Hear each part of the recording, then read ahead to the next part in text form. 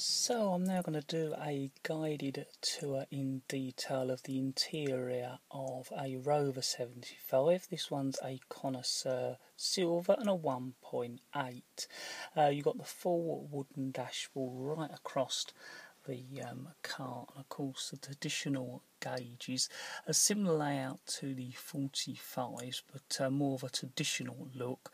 You still got your rev counter and speedometer, and then your fuel gauge and temperature gauge to the outside. You've got the message centre at the top, your warning lights, and of course your mileage and trip. If we come up here, you've got your pull down sun visor, and these actually have a flap that lifts up to reveal the mirror, and two little lights come on with that. Over to the middle, and you've got your central light. You've got two map reading lights and a main light.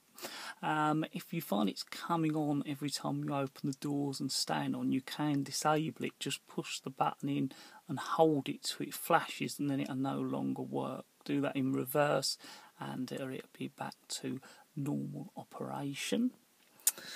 You've got your two central vents in the middle and the little wheel that's there to basically allow you to have the vents working with all the others or cool air coming in. You've got the traditional analogue clock in the 75. Coming over to the passenger side, you've got a little storage area, and then below that is the glove box, and under the glove box is the fuse box. It's a little flat with those two screws you can turn with a coin, and there's also a fuse box under the bonnet. Passenger door, the fabric's still on like original, so they'd got over the problem where the fabric sometimes pulls away, and you've got your speaker at the bottom. This model had all the extras in it apart from cruise control and a skylight. Your central console, well, you've got a standard in and out radio, and this is the original radio for this model. You've got a little pouch above, and I think one of the nicer radios they fitted actually, because they did do one that kind of filled that space, so it's a bit on the large side, and of course you had the television screen. Below that is your cruise control. Then you've got the buttons. If I just move the gear stick out of the way, you've got the buttons for your heated seats and your rear blind. No real blanking switches on this model, but I think if you did have cruise control, it would have been here, and the blind control would have been there. You've got your cigarette light, which pushes out here, and also you've got the cup holders, which come out automatically spring loaded, all in the same wood as the dash. You've got the wood round your gear lever. You've then got your hazard warning and lock and unlock. On the steering wheel, well, the steering wheel controls are basically volume, mode, and you've got, of course, the track up and down. This model has got a CD changer in the boot, so as well as the cassette, you can have, I think, about 6 CDs. Your stalks, well, this side you've got your trip computer button on the end, you've got indicators, and you can flash your lights. This side is your wiper controls. You've got pulse control, and you've got, of course, the window squirters, and this has got a sensor behind the interior mirror, which means the pulse wipe is controlled by the amount of rain coming on the screen.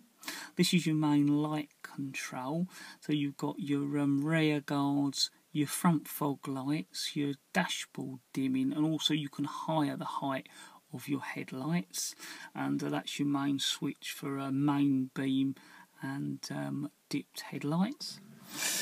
The driver can control all the electric windows.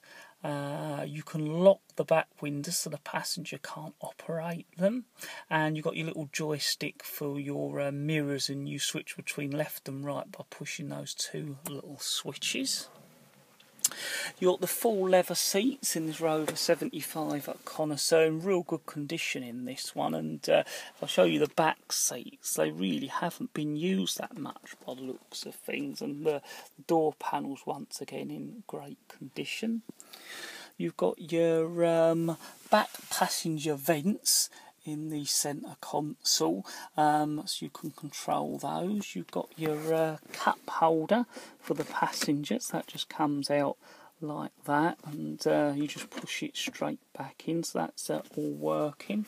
You've got a little pouch under the armrest that lifts up to reveal you what's in there, so you've got a nice space in there.